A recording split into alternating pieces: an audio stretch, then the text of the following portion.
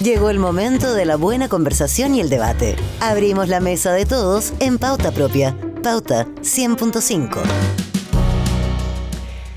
La publicación de la última encuesta CACEN volvió a instalar el debate sobre la pobreza en el centro de la agenda pública. Las cifras muestran una baja en la pobreza por ingreso, un dato que el gobierno ha destacado como una señal de avance, pero que abre también preguntas que son bien profundas e interesantes. ¿Cuánto de esa mejora es estructural? ¿Cuánto responde a transferencias temporales? ¿Y qué tan sostenible es este escenario en un contexto de bajo crecimiento, de empleo frágil y de alta dependencia de los subsidios del Estado? Por eso, más allá del número, la CACEN vuelve a tensionar la discusión sobre el tipo de políticas sociales que Chile ha construido en las últimas décadas. ¿Estamos logrando reducir vulnerabilidades reales o simplemente estamos amortiguando las coyunturas? ¿Qué pasa con la pobreza multidimensional, con la informalidad laboral, con los territorios que siguen todavía rezagados? Interpretar bien la encuesta no es solamente un ejercicio técnico, sino que es clave para entender el Chile que viene y las decisiones que tiene que tomar el próximo ciclo político. Y este debate se cruza además con otro hito relevante: los 20 años de la encuesta Bicentenario, una medición que ha permitido observar en perspectiva cómo han cambiado las percepciones, las expectativas y las condiciones de la vida de los chilenos desde comienzo de los años 2000.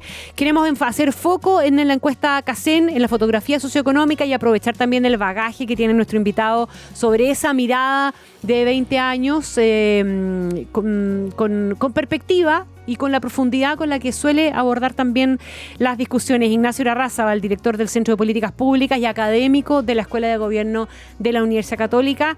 Conversamos no hace mucho, en la previa de la primera vuelta presidencial, sobre la ausencia de la pobreza como tema en el contexto electoral. La volvemos a tener sobre la mesa a propósito de la CACEN. Ignacio, muy bienvenido. ¿Cómo estás? Buenas tardes. Muy buenas tardes. Muchas gracias por la invitación. Muy importante esta conversa. En ese momento hablamos, Ignacio, justamente de esa ausencia, ¿verdad? Y de que íbamos a conocer los resultados de la CACEN, que iban a mostrar cambios significativos. ¿Cuál es para ti el principal? ¿Qué es lo más relevante para Ignacio Irarrázaval, que ha seguido este tema en el tiempo, del resultado de esta CACEN en particular? A ver, yo creo que es una noticia positiva, ¿eh? La pobreza es en sí misma una noticia negativa. Uno quisiera vivir en un país sin pobreza, obviamente, pero el que disminuya la pobreza, más allá de las causas, que seguramente lo vamos a ahondar un poquito más, yo creo que es una noticia muy positiva. Yo siempre digo en clase, los gobiernos se evalúan por muchas cosas, por la adhesión al presidente, pero también se evalúan por la disminución de la pobreza, la trayectoria de pobreza. Y yo creo que esto es un buen logro, independiente que ya vamos a discutir un poco más cómo se logra esta meta, digamos, pero yo creo que es una buena noticia para el país. Chile recupera o continúa con su trayectoria de disminución de la pobreza. Chile, junto con Uruguay, uno de los países de más baja tasa de pobreza por ingreso. Entonces, algo para estar contento. Por supuesto que uno puede criticar muchas cosas, pero hay que estar contento de que la pobreza haya disminuido. O sea, si uno tiene que hacer cheque en una lista de cosas, la disminución de la pobreza por ingreso es un punto de partida en el objetivo de largo plazo de disminuir la pobreza o de erradicarla. Exacto. Lo que se puede erradicar. Y sobre todo la trayectoria, porque tú te recordarás que durante la época del COVID tuvimos una reversión. Sí. Chile ha mostrado desde los años 90 una trayectoria muy, muy continua de disminución de la pobreza. Esa trayectoria se interrumpió para el COVID. Entonces es muy tranquilizador de que no lo estamos haciendo mal, que estamos disminuyendo la pobreza. Y que tengamos capacidad de recuperar, de volver Exacto. Entonces hay que mirarlo el vaso medio lleno de partida. Sí. Después hay un montón de detalles. Sí. Ahí vamos un poquitito, no sé si nos alcanza para entrar el detalle o no al tiro, pero ¿cuánto de la baja de esta pobreza entonces es estructural? ¿Y cuántos efectos de las transferencias? No, fuertemente es efecto de las transferencias. O sea, si uno mira los primeros deciles, para los que nos están escuchando, deciles son décimos, 10%. El primer y segundo decil, fuertemente sus ingresos provienen de las transferencias del Estado. Entonces ahí se levanta la pregunta, porque los ingresos del 10 y del 20% han caído en términos reales respecto a la prepandemia, el año 2017. Sus ingresos reales son más bajo. O sea, lo que las personas pueden comprar con sus sueldos, salarios, ingresos autónomos es menos, y lo que los lleva por sobre la línea de pobreza son estas transferencias del Estado. Entonces ahí hay una cuestión preocupante, cuánto de esta reducción de la pobreza por transferencia, si bien de nuevo aquí hay dos lecturas, porque la política social está para ayudar, para las personas que no se las pueden arreglar por sí solos, por diversas situaciones, discapacidad, vejez, etcétera, etcétera. Entonces, la política social está para eso, y yo celebro de que, por una parte, de que la disminución de la pobreza tenga un impacto con la política social. Eso es positivo. El tema es cuánto más podemos llegar con estas transferencias del Estado, y si es que se está creando lo que las políticas europeas hablan de una dependencia del bienestar, que el tener asegurado tu subsistencia te lleve a no estar dispuesto a trabajar. Ahora, para eso es importante entender, Ignacio, y tú nos puedes ayudar en eso, ¿quiénes componen esos deciles? Estos deciles están compuestos por gente de menor escolaridad. Estos primeros deciles también, y ahí hay un tema, precisamente por esta observación que yo hacía, se han envejecido. Hay una proporción más alta de personas mayores. Hay mucha PGU ahí. Hay mucha PGU, por lo tanto es bueno y inevitable que si hay una persona mayor que no recibió pensión por otra vía, que reciba esa PGU, y en buena hora que puede saltar arriba de la pobreza, no ser pobre, no se va a hacer rico, por supuesto, con una PGU. Entonces eso es positivo también. Ahora, la duda está en cuántos de ellos son viejos o personas discapacitadas que por alguna razón no pueden incorporarse a la fuerza de trabajo, versus gente que potencialmente sí podría emplearse. Entonces, ahí vemos con alguna aprensión que la tasa de desocupación de los primeros deciles es más alta que el promedio, la tasa de participación laboral es más alta que el promedio país, y la tasa de informalidad es más alta que el promedio país. Ahora, déjame preguntarte, no sé si experiencia comparada o comparándonos con nosotros mismos, tú me dirás con quién nos comparamos, pero ¿existe el temor en el fondo de que esa gente deje de salir a buscar trabajo porque está recibiendo los apoyos estatales? ¿O estamos también ante un cambio importante en el mercado laboral que por las exigencias, por la menor preparación, por las edades, etcétera, simplemente los deja fuera? Claro, están las dos cosas, están las dos cosas. O sea, nosotros siempre habíamos desechado, por así decir, esta hipótesis de la dependencia del bienestar de Estados Unidos, de Europa, porque en verdad nuestras transferencias monetarias eran muy pequeñas en relación al ingreso del trabajo de las personas. Entonces, uno no podía, esto sí, sin un estudio estadístico, te fijas, pero uno no podía asumir de que la gente iba a preferir no trabajar para recibir una PGU o un subsidio. Pero ahora han subido bastante. Entonces, eso por un lado. Pero por otro lado está la observación tuya. Estas personas tienen baja escolaridad. Hay todo un tema, si es que lo alcanzamos a tocar. Claro, mejor el mercado laboral no los quiere. Exactamente. Y ahí hay un descalce entre oferta y demanda. Nosotros llevábamos hasta hace poco el Observatorio Laboral de la Región Metropolitana, y hay demanda por empleos de baja capacitación. En algún minuto, creo que fue el año pasado, no, el año 2024, era cerca de 30.000 empleos que estaban ofrecidos por la encuesta de demanda laboral, empleos de baja calificación, y por alguna razón no se producía el calce con las personas que estaban buscando trabajo. Entonces, hay un tema de evolución del mercado del trabajo.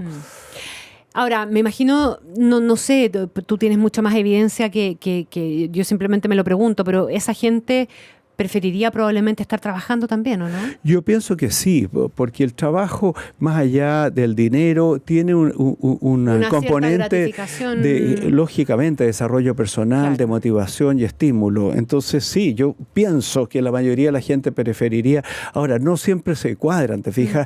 El otro día conversaba con una persona que trabaja en un local de comida rápida, que es una cadena, que no voy a decir el nombre, bien cubierta, y es interesante porque en ese local, en esa cadena, son fundamentalmente mujeres, y se ha permitido una flexibilización de las horas. O sea, hay mujeres que trabajan 2 días, hay mujeres que trabajan solo las mañanas, hay mujeres que trabajan solo las tardes, hay mujeres que trabajan 4 horas, otras 6, otras 8. Entonces, esa flexibilidad me encantaría verla muy fuerte en todo el mercado del trabajo. Probablemente en una tienda de comida rápida es más fácil poder adecuar flexiblemente el horario de trabajo. Si tú eres un funcionario público o algún servicio que necesita una prestación continua, es difícil estar cambiando gente. Claro. Pero me encantaría ver eso mucho más.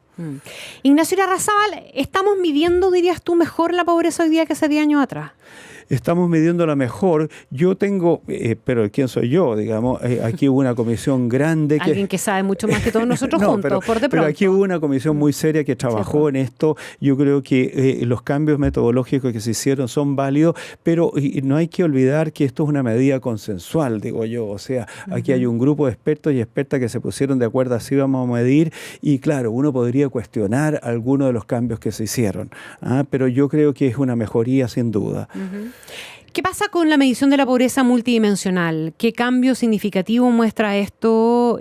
Porque me imagino que también hay un riesgo en que solamente estemos midiendo ingresos. Claro, creo que lo habíamos conversado la otra vez, si es que los auditorios no lo escucharon, yo les recuerdo. O sea, la virtud que tiene la pobreza, la medición de la pobreza multidimensional, los que estamos en este tema hace tiempo, siempre decíamos la pobreza de ingresos es la pobreza más transitoria, versus la pobreza multidimensional es la pobreza más permanente. Yo, Ignacio, mañana me pueden despedir de la universidad y tengo ingreso cero, por lo tanto soy pobre. Pero claro, yo tengo casa, tengo mis hijos, y, bueno, ya se educaron, tengo acceso a la salud, etcétera, etcétera. Entonces, multidimensionalmente no voy a ser pobre. Eres menos vulnerable. Exactamente. Y al revés, y estos son estudios empíricos que hemos hecho nosotros, gente que vive en campamentos, particularmente en microcampamentos en el centro de Santiago, pueden tener ingresos relativamente no tan bajos, dentro del segmento bajo, digamos, pero no tan bajo, pero claro, no tienen agua potable, viven hacinados, entonces en términos de pobreza permanente están vulnerables. Entonces esas son las dos dimensiones y como tú preguntabas, la pobreza multidimensional ha disminuido también, lo que es bien, bien valioso. Ahora, ahí igual tenemos ámbitos en que hay mucho espacio de mejora en lo que se refiere a vivienda, hay hartas cosas que mejorar, en lo que se refiere a la formalidad del empleo, hay hartas cosas que mejorar. Quiero volver a lo del empleo, pero antes en la lógica de conectar un poco lo de esta nueva medición de la pobreza con el tema de las ayudas, ¿tú dirías que el diseño actual de la transferencia ayudan a salir de la pobreza o a administrar la pobreza? Ayudan a subsistir en pobreza. No sé si es administrar, pero no ayudan a salir.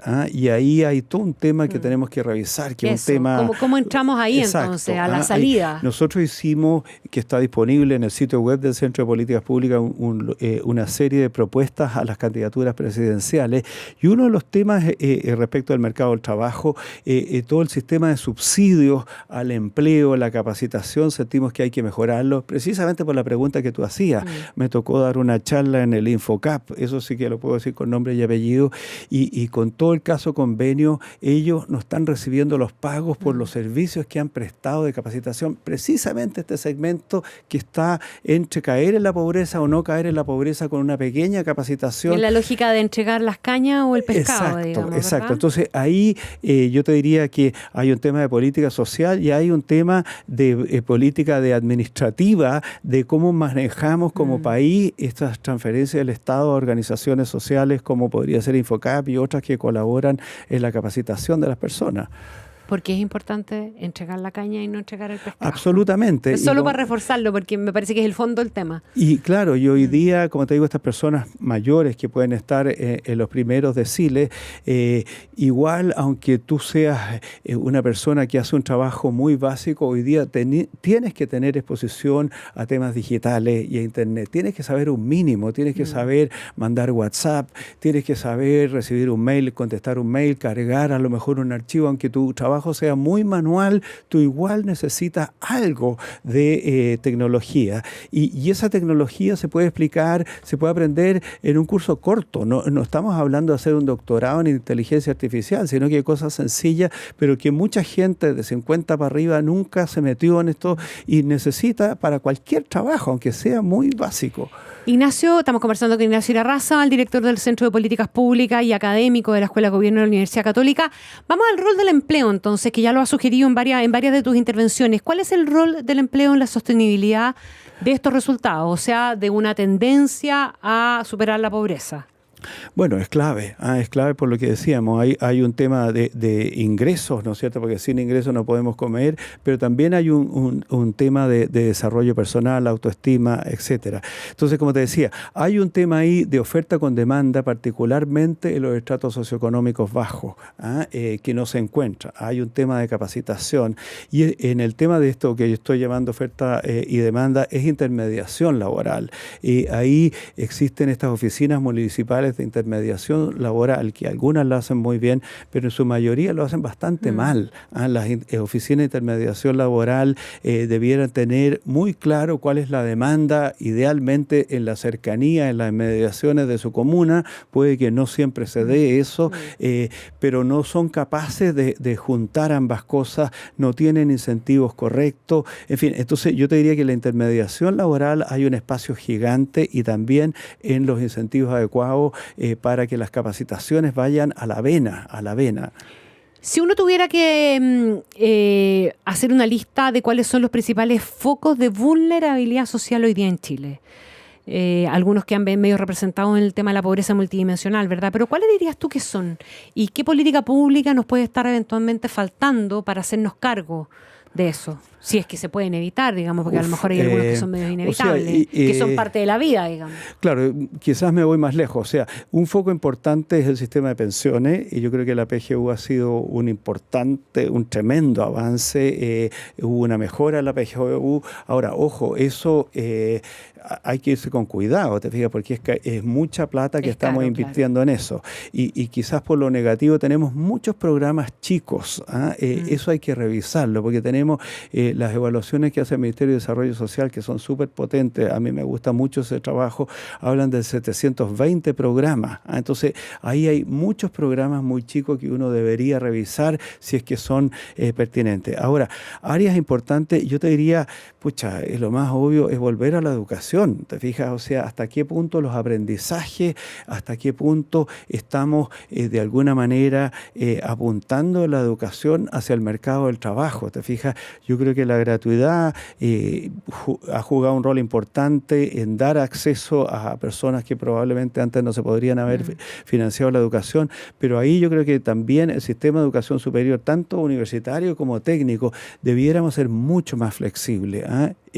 Aquí paso publicidad, ponte tú, el DUOC, que está vinculado a la Católica, pero también me imagino aquí en ACAP también, si tú haces un curso de 2 años para ser técnico, te van certificando a los 6 meses pequeñas competencias que vas adquiriendo. Entonces, debiera ser mucho más flexible y a lo mejor esa persona que está en una carrera de 2 años podría a los 6 meses salir al mercado del trabajo y volver a entrar, etcétera. Entonces, necesitamos mucho más flexibilidad, tanto en el mercado del trabajo como en el sistema de capacitación. Ahora, tenemos una vulnerabilidad grande por ese lado. ¿Hay alguna otra que te parezca? Sí, o sea, que aparece en pobreza multidimensional. Lamentablemente, el actual gobierno, su proyecto estrella era el sistema de cuidados, que no se aprobó como ley. Yo creo que ahí hay un tema complejo, que es el sistema de cuidados, dado el envejecimiento de la población.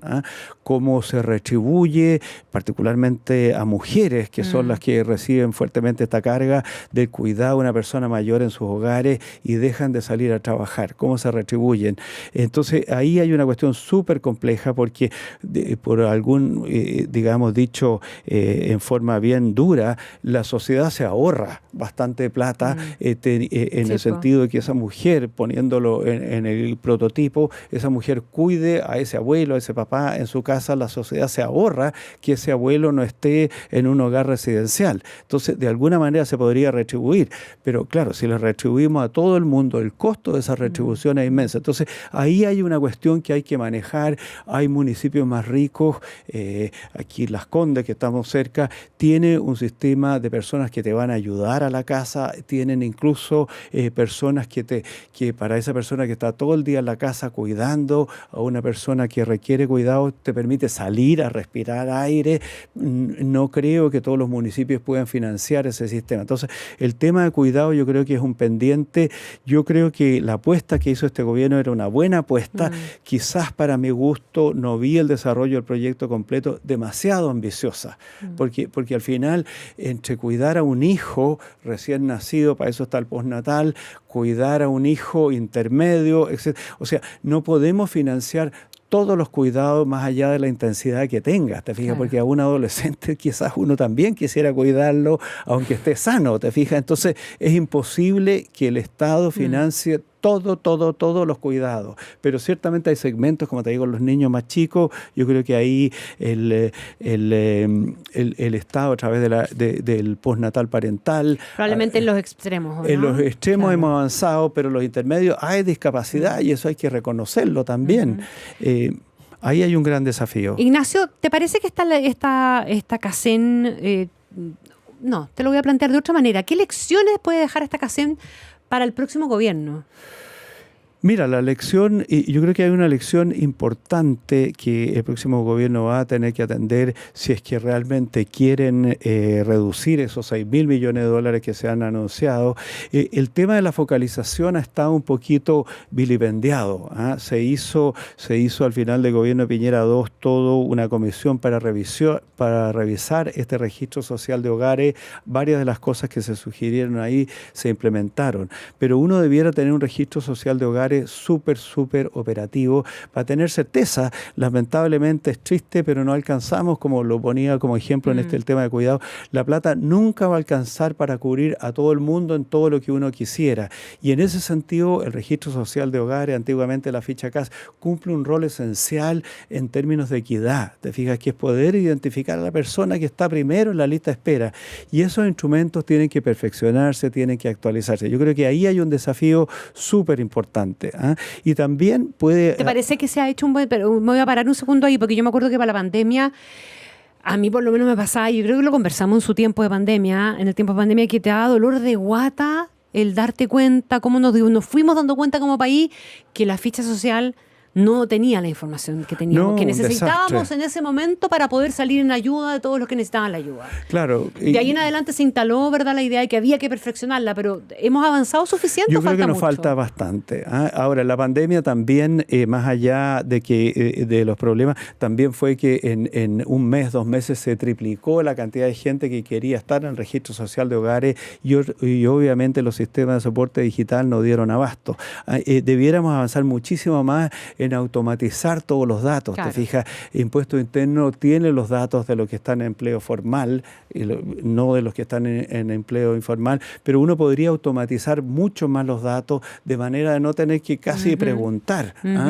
Y incluso que se ha hecho un esfuerzo interesante. Hay un profesor nuestro que ha trabajado en la Suceso, en ir a buscar a personas. Claro. O sea, puede que hayan adultos mayores que no saben que tienen derecho a la PGU, que no son alfabetizados digitalmente y el proceso de... O gente que no tiene derecho y la cobra igual. Claro, entonces lo que te digo, se puede ir a buscar esas personas también. Entonces ahí hay, en la época digital podríamos hacer bastantes avances. Te saqué de la idea de las lecciones para el próximo gobierno por el tema de la ficha. Pero esa es una lección. Pero esa es una de todas maneras, ¿verdad? ¿Qué otras más? Y en la lógica también, Ignacio, de los cambios que tú crees que debiera hacerse en la política social pensando en los próximos años. No, yo creo que el tema de empleo es clave, te fijas, y ahí en verdad las oficinas municipales de información laboral no sé si son el vehículo. Nosotros tuvimos un proyecto piloto hace bastantes años atrás